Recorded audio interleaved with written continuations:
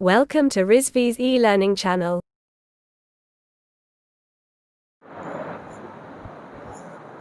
Good morning class. तो last lecture में अभी हम लोगों ने वाट मीटर के बारे में पढ़ा था, प्लस उसके दो टाइप्स देखे थे, डायनेमो टाइप और इंडक्शन टाइप वाट मीटर देखा था हमने, ठीक है। प्लस उसके बाद हमने उसके बीच के एक्सप्रेशंस देखे थे, डिफ्लेक्टिंग टॉर्क और कंट्रोलिंग टॉर्क के बीच क्या एक्सप्रेशंस हो सकते थे, ठीक है। वाट मीटर हमने समझ लिया। अब उसी के आगे हमारा ये दूसरा टॉपिक आता है, active power and reactive power of three phase unbalanced and balance system, ठीक। तो पहले हम इस टॉपिक को पढ़ने से पहले हम ये जान लें कि एक्टिव पावर और रिएक्टिव पावर होता क्या है। उसके बाद हम इसका बैलेंस्ड और अनबैलेंस सिस्टम देखेंगे, थ्री फेज सिस्टम का, कि उसमें एक्टिव पावर और रिएक्टिव पावर कैसे वर्क करता है, ठीक है। तो पहले हम लोग को एक्टिव पावर और रिएक्टिव पावर के बारे में पता होना चाहिए कि आखिर इसका क्या काम होता है। तभी तो हम आगे बैलेंस और अनबैलेंस सिस्टम जब हम देखेंगे थ्री फेज का, तभी तो हमको पता चलेगा ना कि आखिर उसमें क्या मतलब कैसे मेजर कर रहे हैं हम लोग एक्टिव पावर रिएक्टिव पावर, ठीक है। तो ये देखिए स्टार्ट करते हैं, active power and reactive power. Mostly क्या होता है, एक्टिव पावर और रिएक्टिव पावर हमारे पास दो सर्किट होती है, एक एसी सर्किट हो गई, ठीक, एक हो गई हमारी डीसी सर्किट हो गई। एक पे हमने एसी सोर्स दिया हुआ है, ठीक है, किसको, लोड को, और दूसरे पे हमने डीसी सोर्स दिया हुआ है, इसको, लोड को। एक्टिव पावर रिएक्टिव पावर किस में वर्क करती है, एक्टिव पावर रिएक्टिव पावर हमेशा आपकी सिर्फ और सिर्फ एसी सर्किट में ही वर्क करेगी, वो डीसी सर्किट में वर्क नहीं करेगी, ठीक है। क्यों नहीं करेगी, क्योंकि वोल्टेज और करंट के जो चेंज हो रहे हैं वो आपको साइनोसाइडल फॉर्म जो प्रोवाइड करेगा, साइनोसॉइडल वेव फॉर्म जो आपको प्रोवाइड करेगा, वो कौन करेगा, वो सिर्फ और सिर्फ एसी सर्किट ही प्रोवाइड करेगा। डीसी सर्किट आपको साइनोसॉइडल वेव फॉर्म नहीं प्रोवाइड करेगा, ठीक है। तो सबसे बेसिक चीज ये है कि एक्टिव पावर आपका सिर्फ और सिर्फ एसी सर्किट में होता है, रिएक्टिव पावर भी होता है।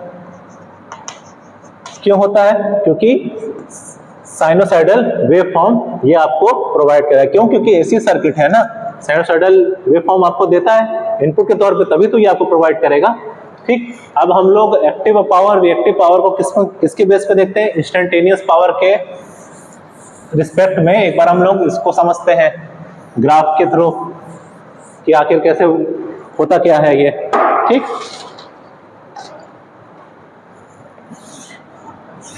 हमने यहाँ पे लोड लगाया, ठीक, यहां से हमने इसको एसी सप्लाई दी,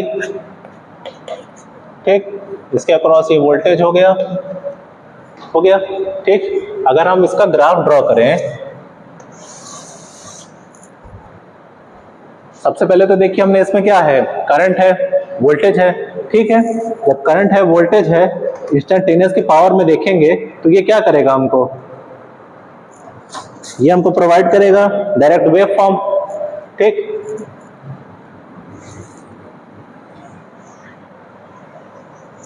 ये हो गया आपका वोल्टेज, उसी तरह हो गया आपका करंट,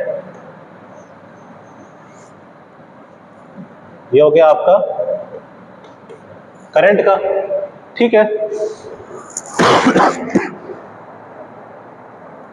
और ये वेव फॉर्म आपको क्यों प्रोवाइड हो रहा है, क्यों, क्योंकि साइनोसाइडल सिग्नल है, ठीक है, एसी साइनोसाइडल सिग्नल है। V और I का हमने ये ड्रॉ किया किसके, टाइम के रिस्पेक्ट पे।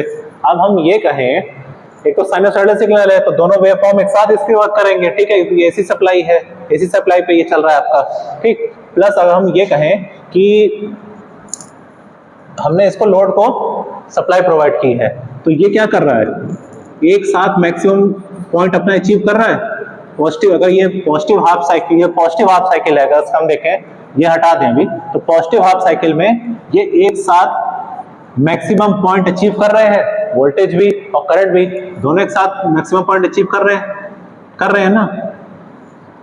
उसी तरह अगर नेगेटिव में देखें तो ये नेगेटिव में भी पूरा का पूरा मैक्सिमम अपना पावर अचीव कर रहे हैं, साथ में अचीव कर रहे हैं, ठीक है।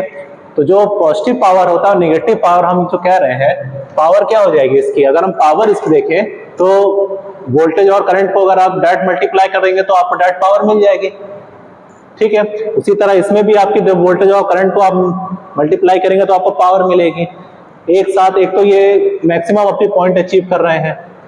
ठीक है, इन दोनों ने मैक्सिमम एक साथ अपनी पॉइंट अचीव कर ली। ठीक है, अब हम इसमें कह रहे हैं पॉजिटिव पावर की अचीव हो रही है, नेगेटिव पावर भी अचीव हो रही है। इन दोनों में क्या डिफरेंस है? पॉजिटिव पावर देखिए आपका क्या होता है, जो आपका पॉजिटिव पावर होता है जब भी एसी से मतलब आपके सोर्स से लोड को पावर मिले उसको हम लोग कहते हैं पॉजिटिव पावर, और जब लोड से आपका एसी को पावर मिले तो वो होता है आपका नेगेटिव पावर। अब ये कैसे हो सकता है कि लोड आपके सोर्स को दे रहा हो, जब यहाँ पे कैपेसिटेंस लगा हो, इंडक्टेंस लगा हो, क्या करते हैं? चार्ज को स्टोर करते हैं, तो वो भी एज अ सोर्स की तरह काम करेंगे ना। जब कैपेसिटर अगर अपने आप पर चार्ज स्टोर कर लेगा तो वो भी एज अ चार्ज की तरह मतलब काम करेगा सोर्स की तरह, तो वो भी तो किसी को पावर देने लायक हो गया है, तो वही को कहते हैं नेगेटिव पावर। पॉजिटिव पावर जब हम सोर्स से लोड को पावर दे रहे हो उसको हम लोग कहते हैं पॉजिटिव पावर। वही होता है आपके ग्राफ में। ठीक है, वोल्टेज और करंट को आप मल्टीप्लाई करेंगे तो आपको पावर मिल जाएगा।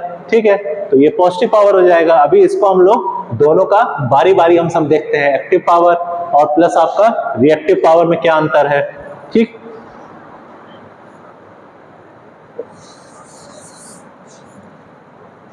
अगर हम ये कहें, पहले हम देखते हैं एक्टिव पावर का।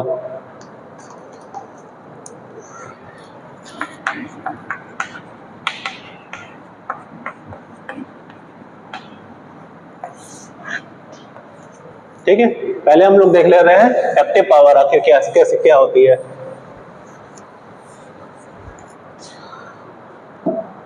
एक्टिव पावर में अगर हम लोग क्या करें, यहाँ पे एक रेजिस्टेंस लगा दें लोड के तौर पे। ठीक है, हमने यहाँ पे क्या किया, एक रेजिस्टेंस लगाया लोड के तौर पे, और ये हमारी एसी सप्लाई है, करंट फ्लो हो रही है। ठीक है, जब हमारा लोड है वो रेजिस्टिव नेचर है तो वोल्टेज और करंट है का जो फेज होगा वो सेम होगा। तो ये हमारा यहाँ पे सेम बना हुआ है आपका। ठीक, वोल्टेज और करंट का फेज आपका सेम है, दोनों एक साथ अपनी मैक्सिमम पॉइंट अचीव कर रहे हैं, दोनों पॉजिटिव साइकिल में भी प्लस दोनों एक साथ अपनी नेगेटिव में भी मैक्सिमम पॉइंट को अचीव कर रहे हैं। ठीक है, अब इसी में हम देखें तो पावर जब हमको निकालना होगा तो पावर क्या हमने बताया था, वोल्टेज और करंट को जब मल्टीप्लाई कर देंगे तो आपका पावर आएगा। तो ये तो आपका पॉजिटिव साइकिल है, पॉजिटिव हाफ साइकिल, अभी इस चीज को हटा दीजिए, तो ये हो गया आपका पॉजिटिव हाफ साइकिल। ठीक, इतना प्लस इतना मतलब वोल्टेज इनटू करंट, अगर हम मल्टीप्लाई करेंगे तो दोनों पॉजिटिव हैं, तो क्या हो जाएगा आपका पावर हो जाएगा।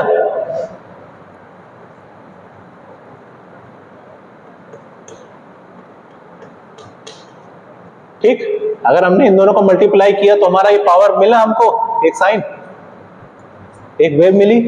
ठीक, अब पॉजिटिव साइकिल का तो हमको मिल गया पावर, अब नेगेटिव में आइए। नेगेटिव में भी इसने एक साथ अचीव किया है, पॉजिटिव वोल्टेज ने भी पॉजिटिव अपनी मैक्सिमम वैल्यू अचीव की। इस पॉइंट पे अगर हम देखें तो इसी पॉइंट पे ये मैक्सिमम अचीव कर रहा है ना, और यहाँ पे भी ये इस पॉइंट पे मैक्सिमम अचीव कर रहा है। ठीक, तो जब वोल्टेज ने मैक्सिमम अपनी अचीव की प्लस करंट ने भी अपनी मैक्सिमम पावर अचीव की, दोनों का मल्टीप्लाई क्या हुआ, जब मल्टीप्लाई हुआ दोनों नेगेटिव हाफ साइकिल है तो माइनस माइनस क्या हो गया आपका प्लस हो गया। तो आपका इसका वेव फॉर्म क्या बनेगा पावर का, ये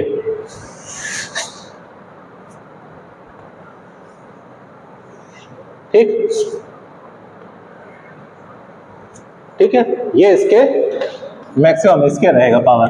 ठीक, जैसे ये है वोल्टेज मैक्सिमम और ये हो गया आपका करंट का मैक्सिमम, उसी तरह ये वेव फॉर्म आगे कंटिन्यू चलती रहेगी। इसमें हम क्या देख रहे हैं, एक्टिव पावर में हम क्या देख रहे हैं कि जब हमने रेजिस्टिव लोड लगाया है ये हमको हमेशा पॉजिटिव पावर ही दे रहा है, मतलब पॉजिटिव पावर दे रहा है, मतलब हम सोर्स से लोड को पावर दे रहे हैं। ठीक है, ले नहीं रहे हैं, सोर्स से लोड को पावर मिल रहा है, तो इसीलिए ना हमारा ये लगातार आपका पॉजिटिव पावर आपको जनरेट कर रहा है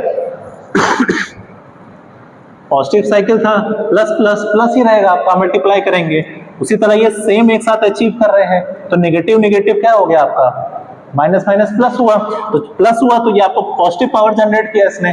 तो एक्टिव पावर वही पावर होते हैं जो भी लोड जो आपका होता है सोर्स से आपको पावर ले रहा हो, उसमें आपका ये पावर हमेशा पॉजिटिव ही रहेगा।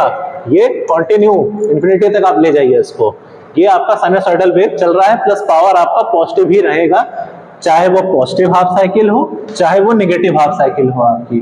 ठीक है, तो ये होता है आपका एक्टिव पावर इसमें।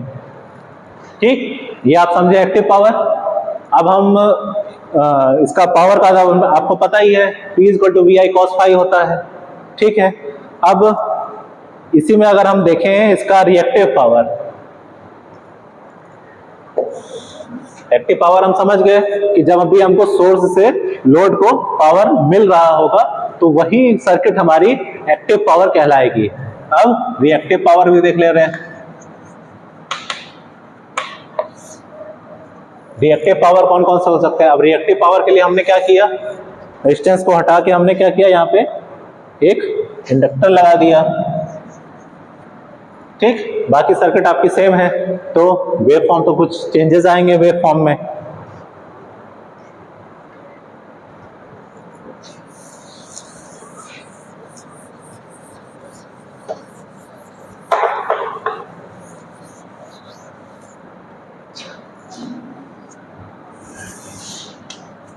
ठीक है, तो जब भी हमने रिएक्टिव पावर बताया था, रिएक्टिव पावर भी अब हम लोग देख लेते हैं कि ये कैसे वर्क कर रहा है आपका। ठीक,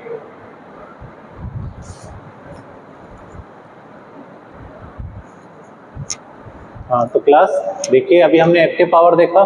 ठीक, उसमें हमने देखा था कि वेव फॉर्म आपका साइनोसॉइडल में था, प्लस आपके उसमें जो पावर जनरेट हो रही थी वो पॉजिटिव हाफ साइकिल में भी पॉजिटिव थी, प्लस नेगेटिव हाफ साइकिल में भी आपकी पॉजिटिव ही थी। क्यों? क्योंकि दोनों माइनस माइनस प्लस हो रहे थे, तो आपकी जो पावर जनरेट हो रही थी वो हाफ साइकिल पॉजिटिव साइकिल में भी आपकी पॉजिटिव पावर थी, नेगेटिव हाफ साइकिल में भी आपकी पावर पॉजिटिव ही थी। ठीक, तो वो थे आपके एक्टिव पावर। अब हम इसमें देखते हैं रिएक्टिव पावर क्या होते हैं।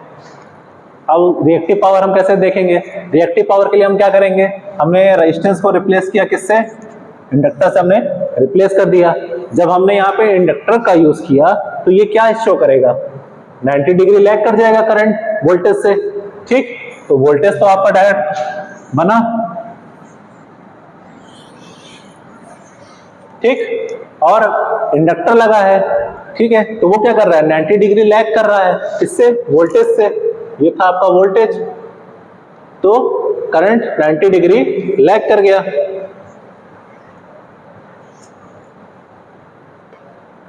ठीक है, करंट आपका 90 डिग्री लैग किया उस पे से।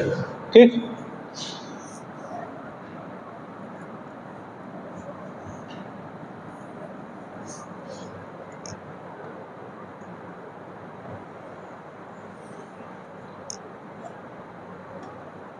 ठीक है, ये हो गया आपका करंट का हो गया। अब हम ये देखें कि इसमें पावर क्या बनेगा हमारा। ठीक, जब हम पावर देखेंगे तो हमारा पावर क्या हो रहा है, इसने क्या किया, इस पॉइंट पे मैक्सिमम पॉइंट अचीव किया, इसने भी इस पॉइंट पे मैक्सिमम पॉइंट अचीव किया। अगर हम इस पे पावर देखेंगे तो पावर हमारा क्या हो रहा है, पॉजिटिव हुआ। ठीक, प्लस अब इस पॉइंट पे ये नेगेटिव पे जा रहा है, इस पे पॉजिटिव पे जा रहा है। ठीक है, इस पॉइंट पे अगर हम देखें तो ये नेगेटिव पे है प्लस पॉजिटिव पे, तो नेगेटिव माइनस प्लस कितना हुआ, माइनस। ठीक, तो ये किस पे आया, माइनस पे आया। उसी तरह फिर दोनों नेगेटिव में है तो नेगेटिव नेगेटिव प्लस, तो फिर आपकी पावर पॉजिटिव में गई। ठीक, उसी तरह फिर आपका क्या हुआ, प्लस आया, और plus minus equal to minus, फिर आपकी नेगेटिव में आई पावर। ठीक, तो हमने क्या देखा इसमें, हमने इसमें हमको ये चीज देखी कि जब हमने रेजिस्टिव लोड लगाया था, यहाँ पे रेजिस्टेंस का यूज किया था, रेजिस्टिव लोड लगाया था, तो जो पावर थी वो हमारी पॉजिटिव हाफ साइकिल में और नेगेटिव हाफ साइकिल में, दोनों में पावर हमारी जो थी वो पॉजिटिव ही थी। बट जब हमने इंडक्टर का यहाँ यूज किया तो इसने हमको क्या शो किया, इसने हमको ये शो किया कि कुछ पॉइंट पे ये हमको पावर पॉजिटिव दे रहा है और कुछ पॉइंट पे ये पावर हमको निगेटिव दे रहा है, फिर कुछ पॉइंट पे फिर पॉजिटिव दे रहा है, फिर कुछ पॉइंट पे निगेटिव दे रहा है, ठीक है। As a circle, wave form circle के हिसाब से। तो जब जब ये पावर आपको पॉजिटिव दे रहा है तो उस समय आपको क्या पता चल रहा है कि जो सोर्स है वो आपके लोड को पावर प्रोवाइड कर रहा है, ठीक है। और जब जब ये आपके निगेटिव शो कर रहा है आपको वेवफॉर्म, तब तब क्या शो होगा कि लोड आपको सोर्स को आपके पावर प्रोवाइड कर रहा है। हमने क्या बताया था, पॉजिटिव पावर क्या होती है, जब सोर्स आपके लोड को पावर प्रोवाइड कर रहा हो, और निगेटिव पावर क्या होती है, जब लोड आपको सोर्स को मतलब पावर को प्रोवाइड कर रहा हो। तो इसमें क्या हो रहा है, दोनों चीज हो रही है ना। एक बार पॉजिटिव पर पावर प्रोवाइड हो रही है, फिर एक बार निगेटिव हो रही है, फिर पॉजिटिव हो रही है, फिर निगेटिव हो रही है। तो क्या हो रहा है, एक बार सोर्स हमारे लोड को पावर दे रहा है, फिर लोड हमारे फिर से सोर्स को प्रोवाइड कर रहा है, दे रहा है। ये हो गया हमारा इंडक्टर के केस में, ठीक। अब इसी को अगर हम लोग रिप्लेस कर दें यहाँ पे कैपेसिटर के केस में, कैपेसिटर से हमने रिमूव कर दिया। जब हमने कैपेसिटर से रिमूव करेंगे तो हमारा क्या हो जाएगा, जो हमारी करंट होगी वो 90 डिग्री लीड कर जाएगी वोल्टेज से, 90 डिग्री लीड कर जाएगी ना डायरेक्ट वोल्टेज से। तो उसमें भी हमारा क्या बनेगा, वेव फॉर्म साइनोसॉइडल तो रहेगा, बट एक प्रॉपर वेव फॉर्म तो नहीं रहेगा। जैसे इंडक्टर का बना था सेम वैसे ही रहेगा। ये हो गई हमारी वोल्टेज की। हमने क्या कहा कि कैपेसिटर जब हमने यूज किया तो जो हमारी करंट है वो 90 डिग्री लीड कर रही है, तो 90 डिग्री वो लीड कर गई, 90 डिग्री लीड कर गई वोल्टेज से। अब इसमें हमारा साइकिल क्या बन जाएगा, इसमें भी सेम हमारी साइकिल किस तरह बनेगी, जैसे हमारी इंडक्टर में बनी थी, ठीक। एक बार पॉजिटिव बनेगी, क्यों, क्योंकि कैपेसिटर भी क्या है, चार्ज स्टोर करता है ना। तो जब चार्ज को वो स्टोर कर रहा है, इंडक्टर क्या था, वो भी मैग्नेटिक फील्ड अपने अगल बगल जनरेट कर रहा है ना, प्रोड्यूस कर रहा है कि नहीं कर रहा है। उसी तरह कैपेसिटर भी चार्ज को स्टोर कर रहा है। पहले तो इसने सोर्स से अपने ले लिया पावर, अपने को चार्ज को स्टोर कर लिया, कैपेसिटर आपका एकदम पूरा फुल चार्ज हो गया। फिर जब कैपेसिटर फुल चार्ज हो गया तब ये सोर्स को भी अब मतलब एज अ पावर प्रोवाइड कर सकता है ना, क्योंकि चार्ज स्टोरिंग कैपेसिटर होता है, ठीक है। तो यही अंतर होता है आपके एक्टिव पावर में और रिएक्टिव पावर में, ठीक। एक्टिव पावर आपके हमेशा पॉजिटिव ही पावर आपको प्रोवाइड करेगी, ये क्लियर चीज है एकदम। और उसी तरह रिएक्टिव पावर क्या करेगी, रिएक्टिव पावर आपको पॉजिटिव पावर भी दे रही है प्लस नेगेटिव पावर भी दे रही है, ठीक। लोड से सोर्स, सोर्स टू लोड, ठीक है। तो ये था हमारा एक्टिव पावर और रिएक्टिव पावर। अब इसी में हम इसके आगे देखेंगे नेक्स्ट लेक्चर में कि बैलेंस्ड और अनबैलेंस्ड सिस्टम देखेंगे, 3 फेज सिस्टम का। उसमें हम उसके वेव फॉर्म देखेंगे कि आखिर कैसे उसमें वेव फॉर्म में चेंजेस आ रहे हैं जब हमारा सिस्टम बैलेंस्ड हो या जब भी हमारा सिस्टम अनबैलेंस्ड हो 3 फेज सिस्टम में, ठीक है। तो थैंक यू क्लास।